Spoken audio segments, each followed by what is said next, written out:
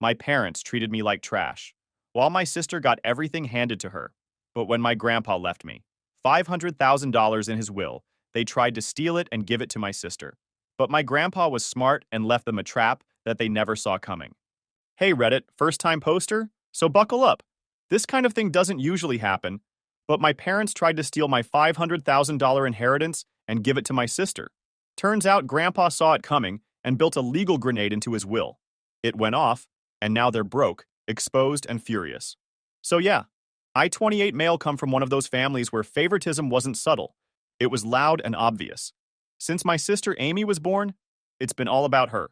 I was 3 when she showed up, and apparently that was the end of my main character era. When I was 5 and she was 2, my parents threw her a backyard blowout. Bouncy house, petting zoo, clowns, face painter, all that. For my birthday that same year, frozen Walmart store cake and a dinner at Chuck E. Cheese. I still remember standing there with my party hat thinking, wait, what? It stayed like that. Amy always got new toys, name brand clothes, and attention. I remember saving up allowance for nearly a year to buy myself a basic mountain bike. Amy saw it, cried for 5 minutes, and boom. Next day, she had one that made mine look like trash. Hers had tassels and a basket. Mine didn't even have real brakes. School wasn't any better. My parents showed up to every one of Amy's events. Dance, spelling bees, choir, even when she just stood in the back row. Me? They missed my science fair win and showed up an hour late to the play where I had the lead. Their excuse? Amy had a headache. Spoiler, she didn't. They lost track of time while playing with her. I wasn't lazy or anything either. I was that straight A kid. Math club, science team, all that. Not because I loved it, but because I thought maybe they'd finally notice me. Meanwhile, Amy was out here barely passing classes, skipping homework, hanging out with some TikTok wannabe crew, and getting praised for bringing home a B-. They took her out to dinner for that. Me? I got a cool and a nod when I won regionals in science. Junior year, I got picked for a Harvard summer program. Big deal, right? Only 2 students from my school got chosen. I printed the email, showed it off at dinner, and my dad just said, "When's Amy's recital again?" My mom said, "That's nice," and immediately went back to talking about Amy's dress. I should have told the neighbor's dog instead. They couldn't even drive me to the airport for that trip. Said they didn't want to miss Amy's recital. I had to hitch a ride with my friend's parents. Sat in the back seat thinking, if this was Amy, she'd be getting a goodbye party and balloons. Then came college apps. I went nuts. Essays, test prep, interviews, all of it. Got into 5 good schools. My top pick even gave me a scholarship. I told them at dinner, and my dad went, "Don't let it go to your head. College isn't everything." My mom added, "Anyone can get into college, it's not that big of a deal." Meanwhile, Amy barely finished high school and didn't go to college. My parents? We're proud of you for knowing yourself. They bought her a car as a graduation gift. I had to Uber everywhere when I was home from school. And nah, they weren't just not into academics. They just weren't into me. That was always the deal. Amy got praise and support. I got passive-aggressive jabs or silence. Once my dad said I was trying too hard and making Amy feel bad. By 24, I had a solid job in finance. Not crazy rich, but enough to get my own place. I called them all excited, and my dad just said, "Don't forget where you came from." No, we're proud. Nothing. Amy? Still living at home, working part-time at a coffee shop, figuring things out. They still pay her bills, treat her like she's royalty. I thought I was the problem for a long time. Like maybe I wasn't lovable or I was too distant. I started therapy in college, and it helped a ton. I realized I'd been chasing approval I was never going to get. They made their choice a long time ago. Amy was the favorite. I was the background character. But then my grandpa passed away, and that's when things started shifting. Because grandpa, he actually saw me.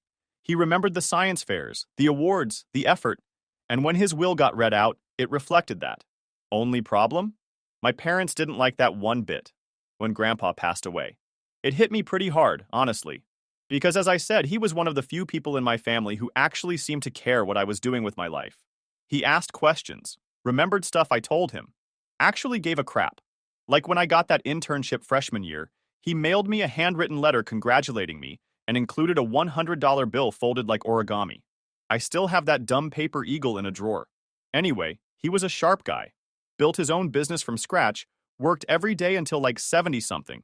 and was just one of those no BS kind of men who respected effort more than titles. So, when we all found out he left behind a big chunk of money, I figured he'd divide it up pretty fair.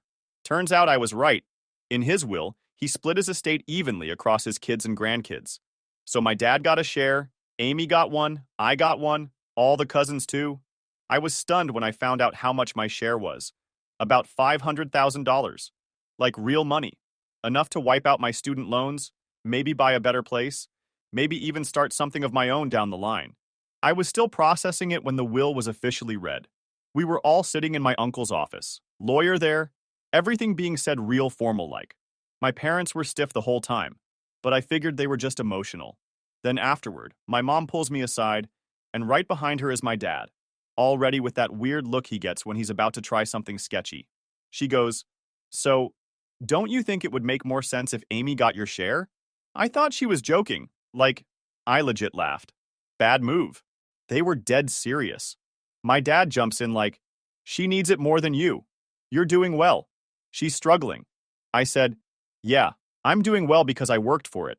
Grandpa made this choice, not me. It's not mine to give away." That set them off. My mom pulled the whole "we raised you" guilt card. My dad said, "You wouldn't even have gotten where you are without us paying for your braces, letting you live at home during college." Like, what? That's the bare minimum parenting, man. And I still had to work part-time and pay rent while living there. I reminded them they bought Amy a car. They paid for her trips, clothes, whatever she wanted. They're still paying for her cell phone. Meanwhile, I've been paying my own bills since 19. But they wouldn't drop it.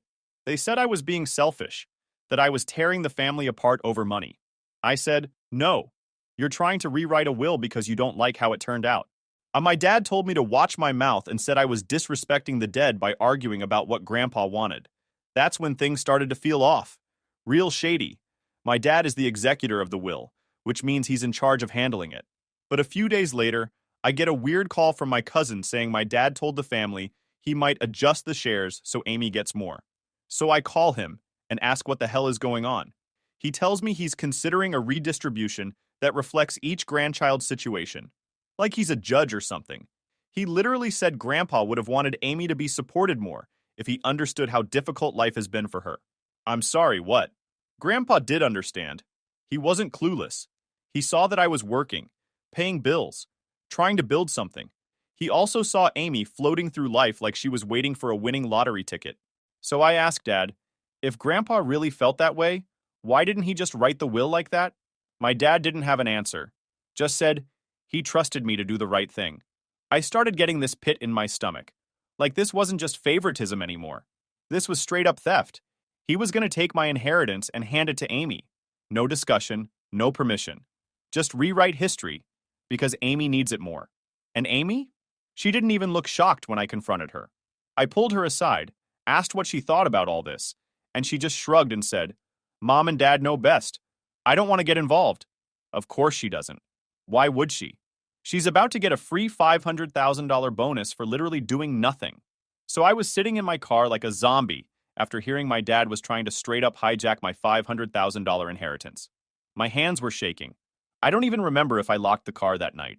I barely remember walking up to my apartment.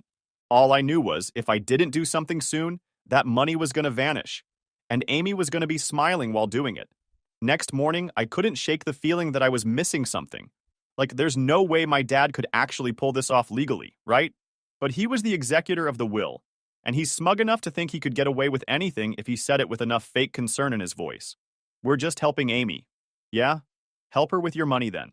That's when I decided to call Grandma, my grandpa's widow.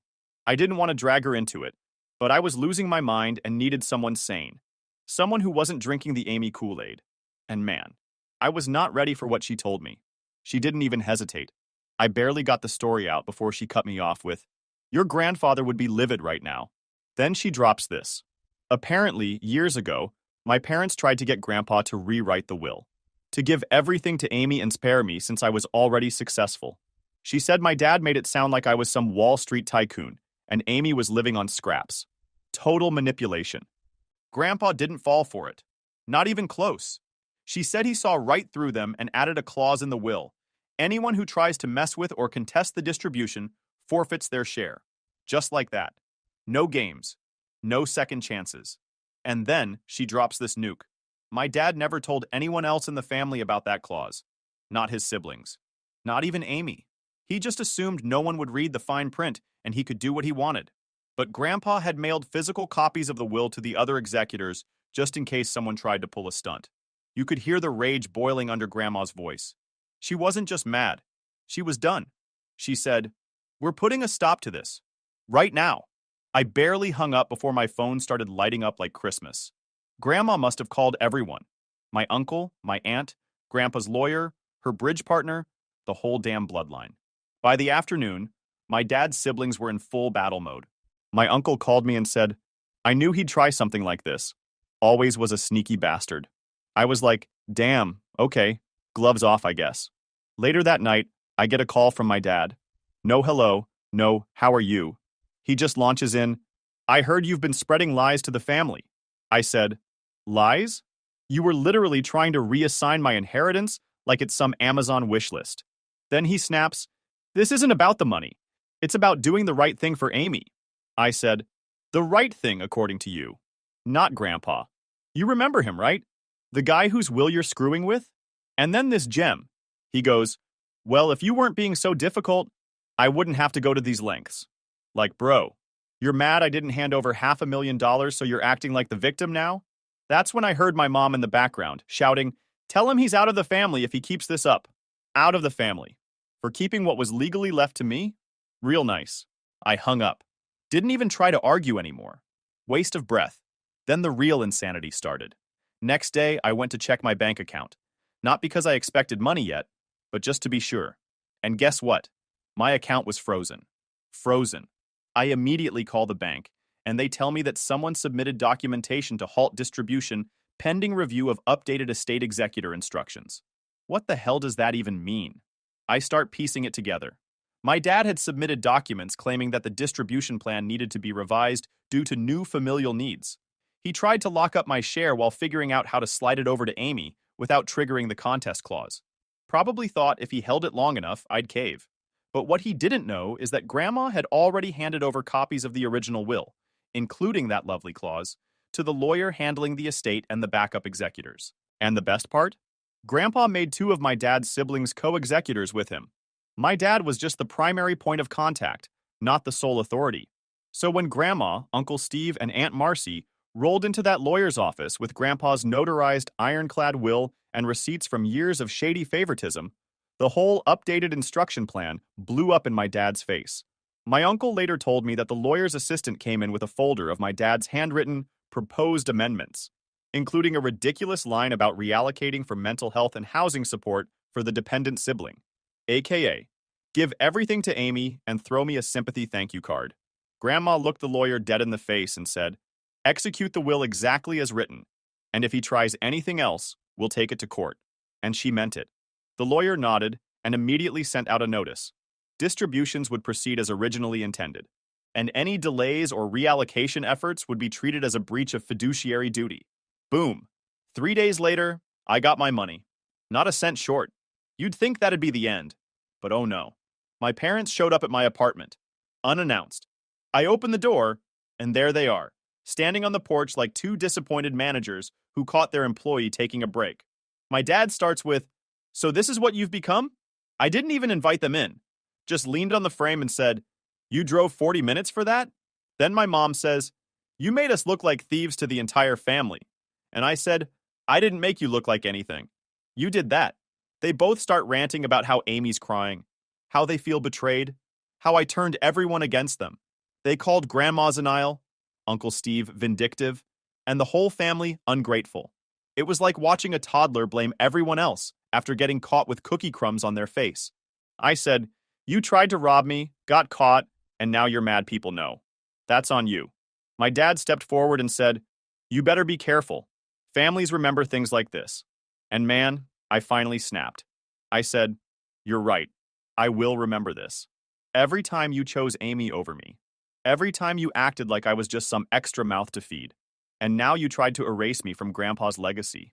You lost the right to call me family when you made stealing from me your hill to die on." Then I shut the door. They stood there for a second. I watched through the peephole as my mom cried and my dad just clenched his jaw. Then they left. Haven't heard from them since. But Amy texted. Just one fake-toned message. I didn't ask for this.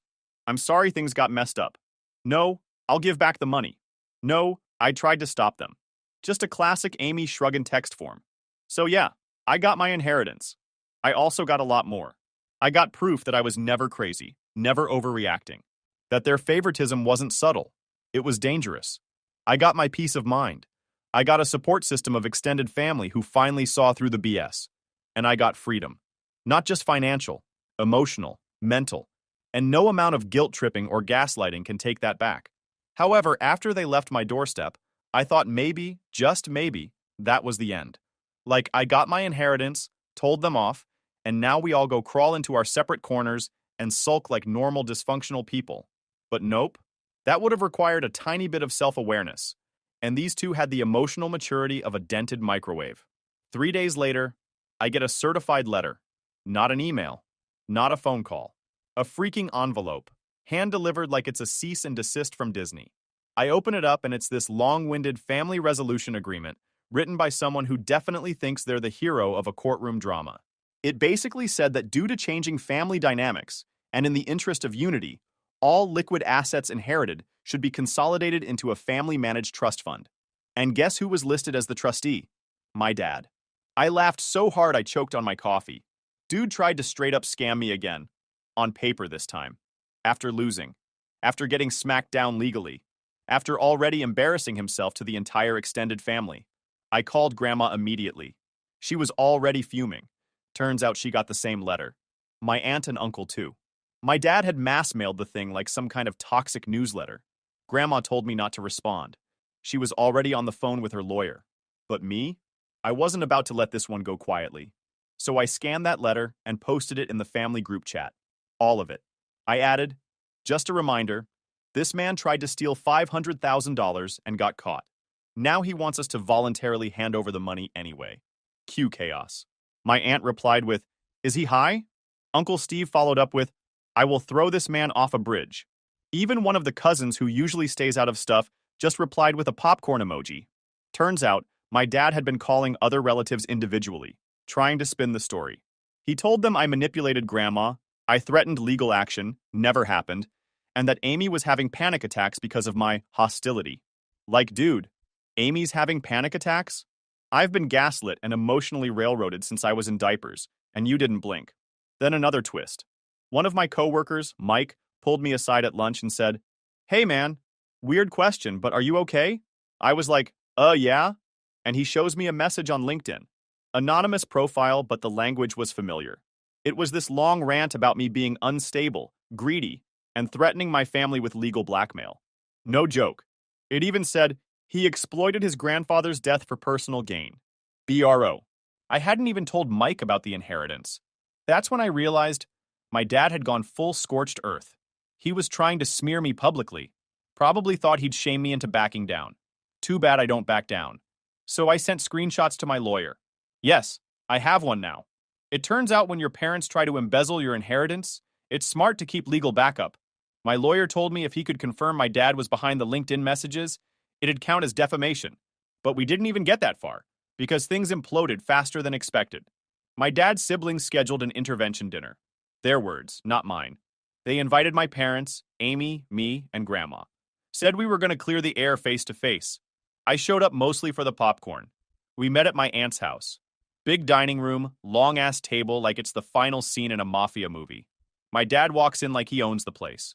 My mom follows him, lips pursed like she's ready to scold a waiter. Amy was glued to her phone. Classic.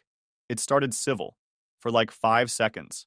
Then my uncle said, we've all had enough of this. You tried to take your son's inheritance. You lied to us. You lied to the lawyer. What do you have to say? My dad goes, I did what I had to do for my family. Uncle, you tried to steal from your own son. Dad, that money was never really his. It was a family asset. He just got lucky his name was on it. That set Grandma off. She slammed her hand on the table and said, your father chose him because he worked for it. He earned every penny of that respect. You tried to rewrite that because you can't accept that your golden child didn't earn hers. My mom snapped back. Amy has had emotional struggles. You don't know what it's like to raise a child who's sensitive and creative. Aunt Marcy rolled her eyes so hard I thought they'd get stuck. Sensitive doesn't mean entitled. She's 25 and you still do her laundry. And then Amy, out of nowhere, pipes up like she's in a bad teen drama. You all just hate me because I'm not a robot like him. Meaning me. I said, nah, we're just mad you stood by while they tried to steal from me. That's not creativity. That's cowardice. Silence. Then my dad does the final boss move. He stands up and goes, "You think this is about money? This is about respect. We gave you life. We raised you. Without us, you'd be nothing. You owe us." That's when everything snapped into place. They didn't want money. They wanted ownership. Control. They saw everything I built as theirs because they brought me into this world. Like parenting was some investment with expected returns. So I said it. You don't get lifelong payment for doing the bare minimum. You fed me, clothed me, and treated me like crap the whole time. I don't owe you for surviving that. My dad was red in the face. My mom looked like she was going to faint. Amy was silent. I stood up, dropped my napkin on the table, and walked out.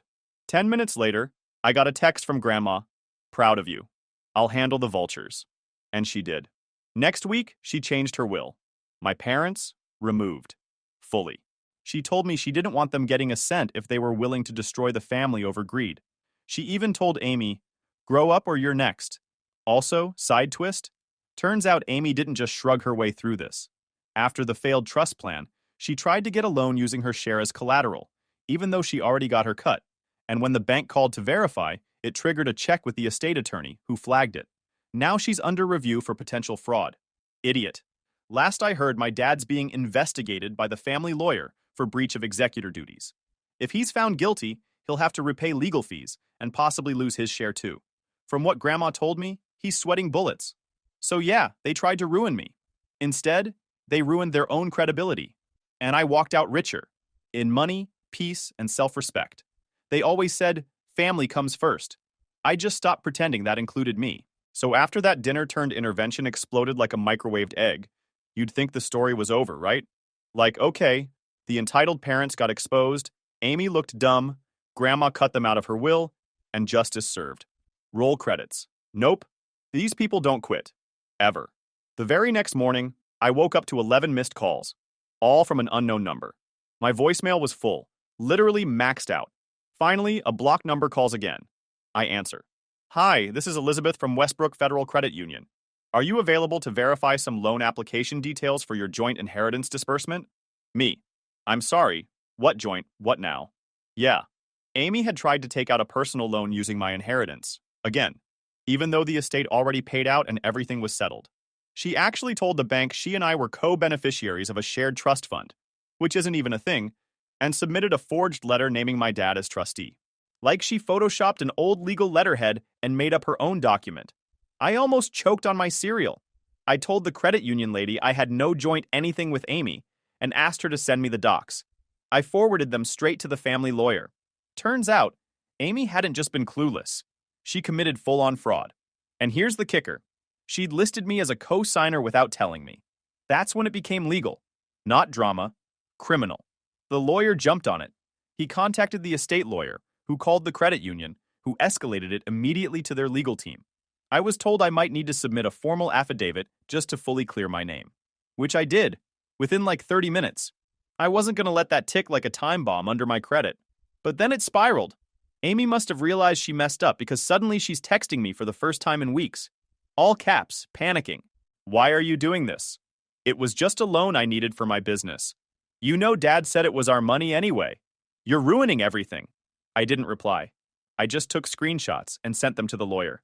But wait, there's more. Apparently, this wasn't Amy's first time pulling crap like this. My cousin told me she'd tried something similar 2 years ago, opening a joint savings account under both their names and funneling Grandma's birthday money into it without permission. My cousin shut it down fast but never brought it up because it felt petty. Yeah, not petty now, huh? So now we've got a paper trail of Amy making fake accounts, forging docs, and weaponizing family ties for money. And the best part? My dad backed it. No, seriously. When the lawyer called my dad to ask about the forged trust letter, my dad said it was an internal family matter and refused to answer any questions. He actually said, "My son is just bitter. He doesn't understand sacrifice." No, I understand it. I sacrificed every ounce of respect I had for y'all. That count? Anyway, Grandma caught wind of the whole thing and lost it. Again. She called Amy and laid into her so hard my cousin said Amy cried for 45 minutes straight and locked herself in the basement. Grandma even told her, "You were given a second chance and you tried to cheat again. I'm done pretending you're a victim." Then came the fallout. First, the credit union flagged Amy for loan fraud. Then the estate lawyer sent an official letter to her saying her actions breached the inheritance terms. She had to return a small portion of her inheritance that hadn't been spent yet, or face legal action. My Uncle Steve offered to help with the refund by selling her MacBook on Facebook Marketplace. He was kidding, I think. And then my dad got a notice from the State Bar Association. Turns out someone, not saying who, but their name rhymes with grandma, submitted a complaint saying he misused his role as executor to manipulate inheritance decisions and tried to influence financial institutions with false documents. He wasn't a lawyer or anything, but it still triggered an inquiry. He's now officially barred from serving as executor on any future estate cases in the family, and potentially beyond if it escalates. My mom? She tried to do damage control by sending everyone handwritten letters, actual snail mail letters. She called it a miscommunication, said tensions were high, and that I had twisted the narrative. One of my cousins read his out loud in our family group chat. It ended with, "We forgive you and hope you forgive us." We forgive you? Bro, you tried to scam me, smear me, and now you're acting like I was the aggressor? But they weren't done yet. That same week, my dad showed up at my workplace. Yup, walked straight into the lobby of the financial firm I work for like he was there for a job interview. The receptionist called up like, "Hey, your dad's here?" I nearly passed out. I came down and found him standing in the middle of the lobby, arms crossed, like he was my boss or something. He goes, "We need to talk." I said, "No, we don't." He says, "You're destroying your mother. She hasn't slept in days." I said, "Good. Neither did I when you tried to steal from me." Then he pulls this line that I'll never forget. "You should be ashamed. You don't air dirty laundry in public. Family is sacred." I said, "Then stop trying to launder money using my name." Security came over, asked if he needed to leave. I told them yes. He huffed and walked out like I just fired him from a company he never worked at. After that, radio silence. From all of them. Amy deleted her social media. My mom stopped writing letters. My dad hasn't shown up anywhere since. Word is he's laying low while trying to build his image with the rest of the family, but most of them are done. Nobody's buying what he's selling anymore. I've gotten texts from cousins I barely talk to saying, "Yo, respect for standing up to all that. You were right all along." Even one of Amy's friends DM'd me on Instagram saying, "I used to feel bad for her. Not anymore. Feels weird. I'm not used to being believed, let alone supported. For most of my life, I was the invisible one, the afterthought. Now suddenly I'm the one who exposed everything. But I'm not proud of this. Like, yeah, I'm glad the truth came out. And yeah, I'm glad they got held accountable. But I'm still kind of grieving the idea that I ever had a family to begin with. What I had was a system. One built around one kid who could do no wrong and another who had to earn every breadcrumb of love. I broke the system. And now the people who ran it are pissed it doesn't work anymore. I haven't blocked them or anything. But I turned off red receipts. I don't answer texts. I don't engage with fake apologies. I'm done explaining myself to people who never listened in the first place. I got the money, used it smart, paid off debt, stacked savings, bought a car. Every dollar reminds me Grandpa saw me when no one else did. Amy screwed herself. Tried to scam a loan, got flagged for fraud. She's working some retail job now, whining about family betrayal. No one's buying it. My parents? Evicted. Grandma owned the house they were living in, sold it out from under them and used the money to start a scholarship in Grandpa's name, one that specifically helps kids who earn it. They tried to guilt me, manipulate me, control me. Now they rent a condo and nobody in the family wants anything to do with them. Grandma calls me every Sunday. We talk about regular stuff, peaceful stuff. Sometimes she brings up Grandpa and says, "He'd be proud of you for standing your ground." I haven't talked to my parents or Amy since. No calls, no texts. I blocked their nonsense. And you know what? I don't miss them. Not even a little. They always acted like I was lucky to be part of the family. Turns out they were lucky I stuck around as long as I did.